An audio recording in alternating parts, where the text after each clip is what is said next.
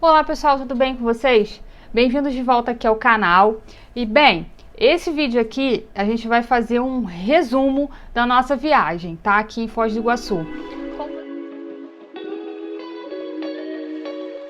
Então, a primeira coisa, a gente passou ao todo 5 dias completos aqui. O dia que a gente chegou de noitinha, então basicamente foi só para fazer check-in, jantar e se instalar aqui no hotel. E amanhã, que a gente vai embora, vai começar nossa viagem para Balneário Camboriú, a gente vai sair logo depois do café da manhã, então para efeito de passeios não conta. Dias completos aqui foram 5 dias. Eu considero mais do que suficiente para fazer os passeios que tem aqui na cidade. Apesar de alguns dias terem sido um pouquinho cansativos, mas é suficiente para atender aqui os pontos principais aqui de Foz do Iguaçu e arredores. Então vamos lá, resumindo aqui o que a gente fez. Primeiro dia. No primeiro dia a gente foi no Parque Nacional do Iguaçu. A gente foi logo fazer aquele passeio mais tradicional aqui da cidade, que é o Parque Nacional do Iguaçu, para conhecer as cataratas. Lá, a gente comprou o ingresso com antecedência no dia anterior, quando a gente estava numa parada que a gente fez durante a viagem, a gente já entrou no site e comprou os ingressos. O valor do ingresso no site ou na hora é o mesmo. Entretanto, você evita uma fila enorme. Como vocês podem ver nas imagens que a gente está colocando aí, estava muito cheio mesmo. Foi dos locais que a gente visitou o que estava mais cheio. Me surpreendeu. Eu acho que isso até é um ponto negativo, porque compromete um pouco a qualidade do seu passeio. Você não consegue ver as coisas com tanta tranquilidade. Você tem que ir subindo e descendo a trilha rápido, que o povo vai com pressa. Parece que não sabe, não dá o valor de apreciar ali aquela atração tão bonita, tão fantástica. Então isso compromete um pouco. Mas é um passeio imperdível, realmente um passeio imperdível, muito bacana, muito bonito. A trilha, oficialmente ela tem aproximadamente 1,5 km, mas eu confesso que não pareceu ter só isso. Ela tem, pareceu ter um pouco mais do que essa distância, acredito eu que ali uns 2 km. Não é nada demais, mas para pessoas com dificuldade de locomoção é um pouquinho mais complicado, porque tem muita escada, tanto descendo quanto subindo. Só tem elevador lá no final, um elevador que leva no mirante, mas tem opções diferentes ali de rota para quem tem dificuldade de locomoção. A pessoa pode ir lá para o final da trilha e ir pelo elevador. Mas o legal é fazer a trilha completa ali, que é bem bonita. Lá também tem a opção do Macuco Safari, que é pago à parte, é uma trilha diferente, feito com carro elétrico.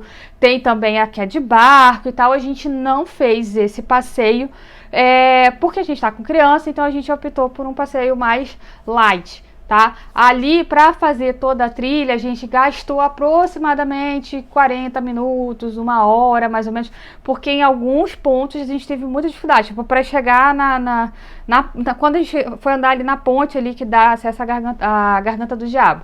É muito ruim de chegar, porque estava muito cheio, então a gente tinha que ir se esgueirando ali no meio do povo, então isso aí tomou um pouquinho de tempo da gente, mas ainda assim, repito, vale muito a pena. Nesse mesmo dia, aproveitando ali o local onde a gente estava, a gente foi no Parque das Aves, que é em frente. Aí fica a dica, a gente foi de carro, tá? Aí tem o estacionamento do Parque Nacional do Iguaçu, que custa R$50, e o estacionamento do Parque das Aves, que custa R$25. A gente, quando chegou, não tinha vaga no Parque das Aves e por isso a gente estacionou no Parque Nacional do Iguaçu, pagou um pouco mais caro. Se você chegar e tiver vaga no Parque das Aves, recomendo estacionar lá, porque sai mais em conta, e aí é só atravessar a rua e ir para o Parque Nacional do Iguaçu, depois volta para o Parque das Aves. A gente combinou as 2 visitas no mesmo dia, valeu a pena, apesar de um pouquinho cansativo. Lá no Parque das Aves, a gente também comprou o ingresso com antecedência, tem várias categorias de meia entrada lá. Qual foi a minha percepção? Para nós que já tínhamos feito passeios semelhantes, porque a gente já morou na Amazônia e tal, já visitou zoológicos semelhantes ali, como o Zoológico dos Signos, por exemplo, que inclusive tem vídeo aqui no canal sobre ele, não teve assim tanta novidade, tá? Mas para quem mora em uma cidade que não permite ter esse contato com a natureza e tal, para quem está com criança, uma criança que é tipo, aquela típica criança de cidade grande, de apartamento, que não tem oportunidade com frequência de ter esse contato, aí eu acho que é legal, que vale a pena fazer esse passeio. Ali você tem um contato diferente com os animais, porque você vai dentro dos viveiros mesmo. Em alguns viveiros não tem absolutamente nenhuma barreira entre as pessoas e os animais que estão lá. Então, nesse aspecto, é uma experiência diferente, tá? Mas, como eu disse, se você já teve outra experiência semelhante, não sei se vale tanto a pena essa despesa, porque não é barato, assim como o Parque Nacional do Iguaçu também não é barato. Aliás, nenhum passeio aqui foi barato, tá? Então já fica a dica aí também. No segundo dia, a gente foi conhecer a usina hidrelétrica de Itaipu. No período da manhã, a gente foi lá. Ingresso a gente também comprou com antecedência. A mesma coisa, o preço não é diferente, comprando com antecedência ou comprando no local, mas você economiza. Lá não tinha tanta fila, tanta gente quanto no Parque Nacional do Iguaçu, e eu achei o passeio muito bem organizado, tá? Eles controlam melhor o ingresso das pessoas. Antes de você entrar na área de embarque dos ônibus, tem uma inspeção de segurança, tem que passar em detector de metais, tem que estar com a bolsa passa no raio-x e tal, porque é uma área de segurança muito elevada. É uma área binacional, né? Um território, né? Uma parte é território brasileiro, outra parte é território paraguaio. Então tem todo esse procedimento de segurança também por essa razão, além de ser uma instalação que realmente demanda uma segurança maior. Como eu disse, eu achei um passeio muito bem organizado. O embarque dos ônibus, a frequência com que chegam os ônibus, enfim, a obediência à fila, tudo muito bem organizado. O passeio é predominantemente de ônibus. O ônibus para em 2 mirantes, né? Um primeiro mirante que é no Vertedouro, né? É o mirante do Vertedouro que chama, onde você tem uma vista justamente do vertedouro, da barragem. E uma segunda parada, que é o Mirante Central.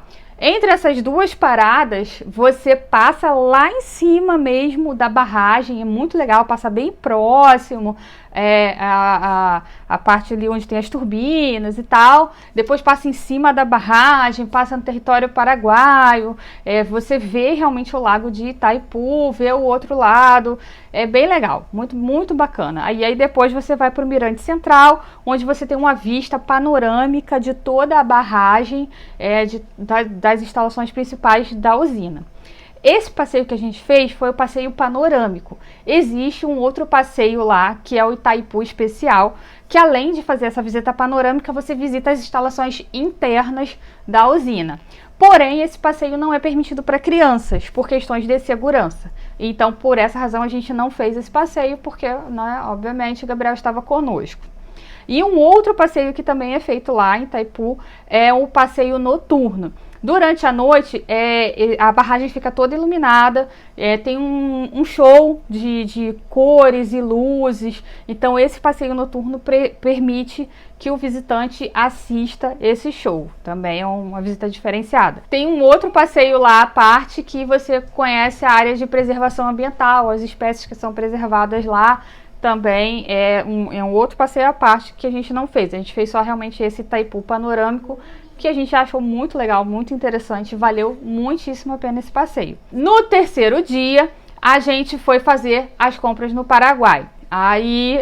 Esse dia aí, como eu disse, tem 2 vídeos à parte que a gente explica aí melhor como chega lá, qual é a melhor maneira de chegar, algumas nuances em relação à segurança, e um outro que a gente fala mais especificamente sobre compras, sobre os preços, o que vale e o que não vale a pena. Como eu disse, esse vídeo vai ficar aí na playlist. No quarto dia, o que a gente fez? A gente foi de manhã no templo budista, tá? Para quem não sabe, aqui tem dois templos religiosos um pouco diferentes, né, vamos dizer assim, em relação à nossa cultura predominante aqui no Brasil. Tem um templo budista e tem também uma mesquita, tá? Justamente para contemplar a população de outros países que mora aqui em Foz do Iguaçu. A gente foi somente lá no templo budista, também uma visita que eu achei muito interessante. A visita lá é gratuita. O templo fica aberto de 9h30 às 16h30. Sugiro só dar uma olhadinha lá no site direitinho. Mas é bem fácil de chegar. A gente foi de carro, botou lá no GPS, chegou lá bem tranquilo. Recomendação para visitar lá, que eles pedem que não vá de regata, de bermuda. Quando estiver no local lá, que respeite o silêncio, né? Não faça algazarra, né? Principalmente quem está com criança, o pessoal não fique falando alto, não beba lá no local. Enfim, respeite um local que é sagrado, né? Um local religioso. Também foi uma visita que eu gostei bastante. Uma visita rápida, mas que é muito interessante. Os jardins do templo são muito bonitos, tem várias estátuas. Aí tem uma lojinha lá ao lado do templo, onde você pode comprar um kitzinho para fazer uma prece, né? Um cartãozinho onde você escreve a sua prece, deixa lá dentro do templo, e nesse kitzinho também vem 2 velas e 2 incensos para você acender. As velas deixa lá dentro do templo e os incensos você acende dentro do templo e coloca no incensário que fica do lado de fora, bem na entrada principal ali. É uma visita muito interessante, é um local que transmite assim, muita paz, realmente, muita tranquilidade. Pelo menos sai um pouquinho ali daquela loucura, daquela correria. Muito bacana, tá? Ainda nesse 4º dia de viagem, a gente depois saindo lá da mesquita, a gente foi almoçar, né? Foi atrás de um local para almoçar. Retornamos aqui pro hotel, descansamos um pouco e fomos no final da tarde conhecer o Marco das Três Fronteiras. Outro local que estava surpreendentemente cheio, tá? Muito cheio mesmo. Por que a gente foi no fim da tarde? Porque às 18h30 começam os shows, que tem lá todos os dias shows exaltando a cultura dos 3 países ali daquelas fronteiras, que seriam Brasil, Argentina e Paraguai. Então o show é dividido ali em 3 partes que exaltam características culturais desses 3 países. Lá a gente também comprou o ingresso com antecedência. O ingresso já inclui o estacionamento. Entretanto, a gente, quando chegou lá, não tinha vaga mais no estacionamento. A gente chegou lá por volta das 5 horas, já não tinha mais vaga no estacionamento. Aí a gente fez a volta, estacionou na rua. Aí por acaso saíram 3 carros na hora. Aí o segurança avisou a gente fez a volta e conseguiu entrar lá no estacionamento. Demos sorte. É um local muito interessante. A arquitetura ali reproduz o ambiente das missões jesuítas que aconteceram ao longo da colonização desses 3 países.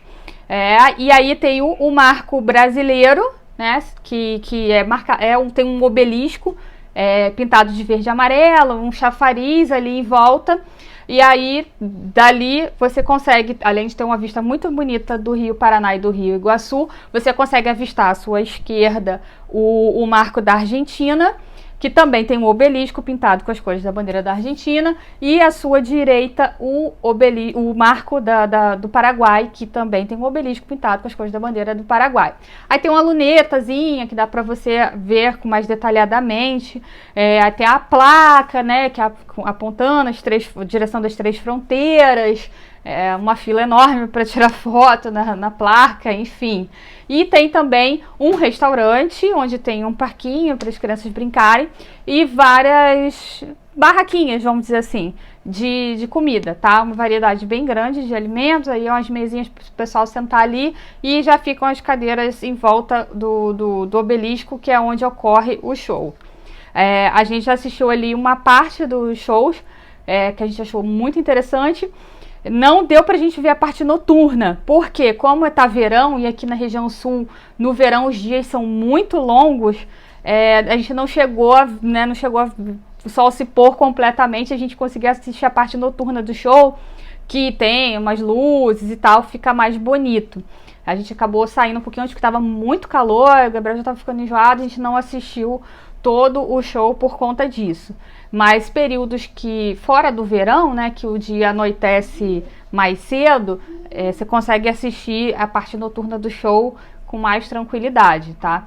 Se você quiser assistir o show com uma vista um pouco mais privilegiada do que a gente teve, recomendo que chegue ali por volta do horário que a gente chegou, às 5 horas, mas se sente lá, se plante lá nas cadeiras. Se tiver um dia ensolaradíssimo, como estava ontem, vá com roupas frescas, leve um boné, um chapéu, alguma coisa para proteger aí o seu rosto, porque estava realmente muito calor.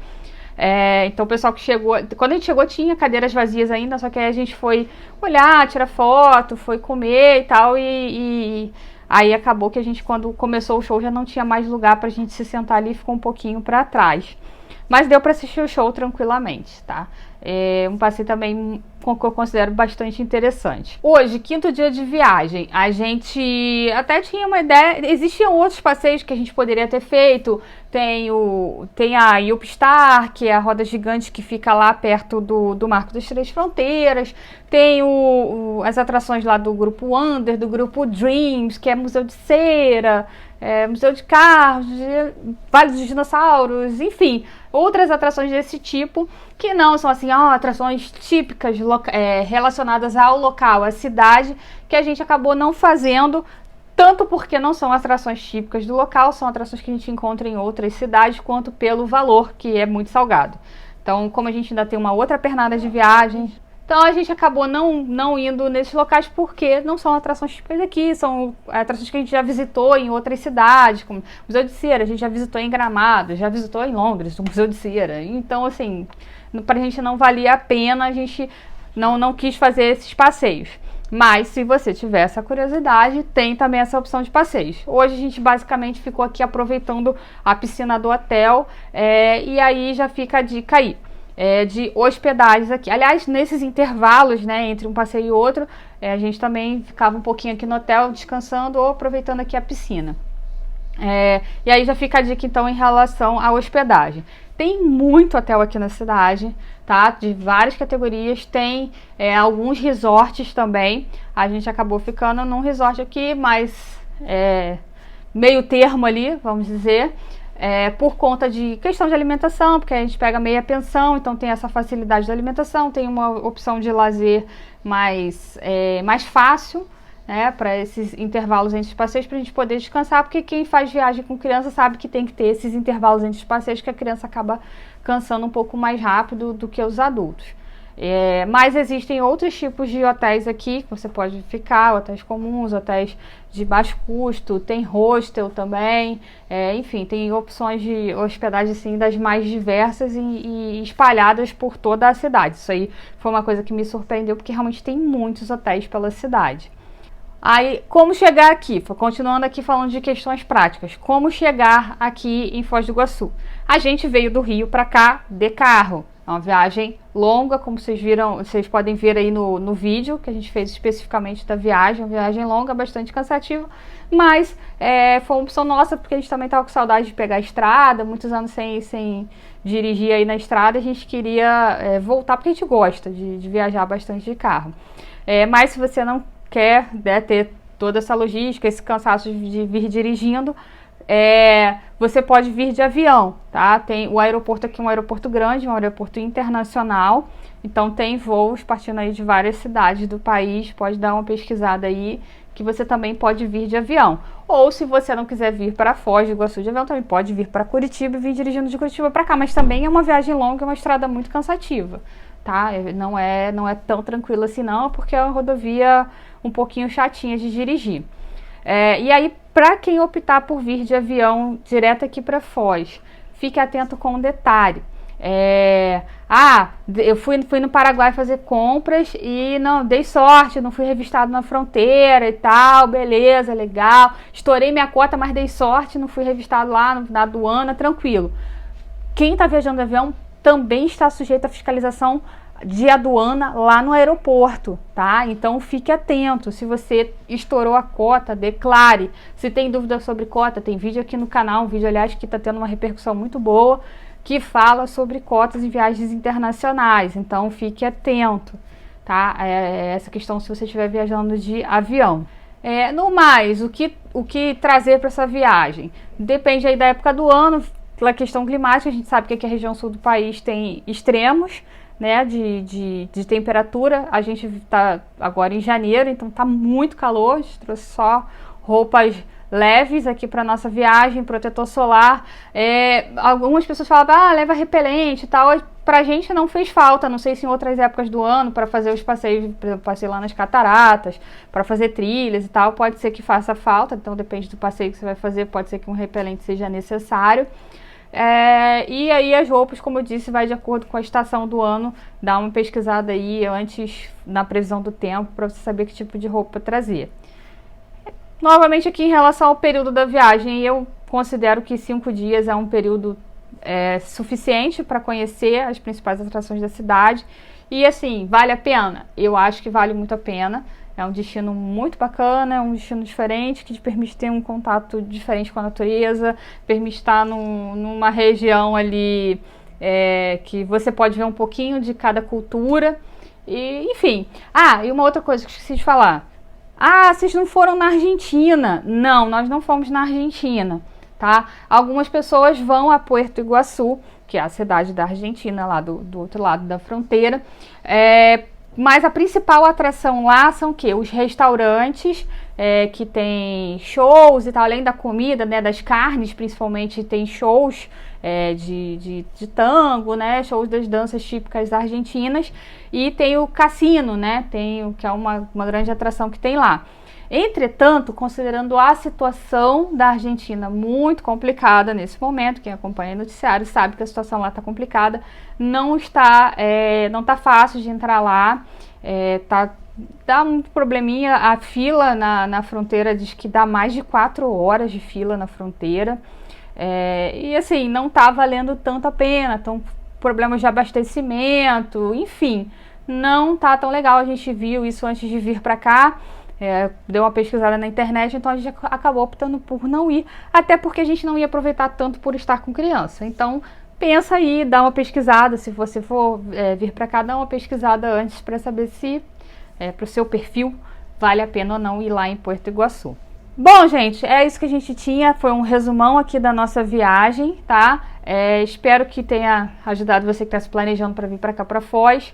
Espero que você tenha gostado desse vídeo. Se gostou, não se esqueça de deixar seu like. Se não é inscrito no canal, não se esqueça de deixar aí sua inscrição, ativar o sininho para receber as notificações e acompanhar tudo que a gente traz aqui no nosso canal para trazer mais conteúdo, trazer mais informações para ajudar você que quer viajar e você que gosta de carros também.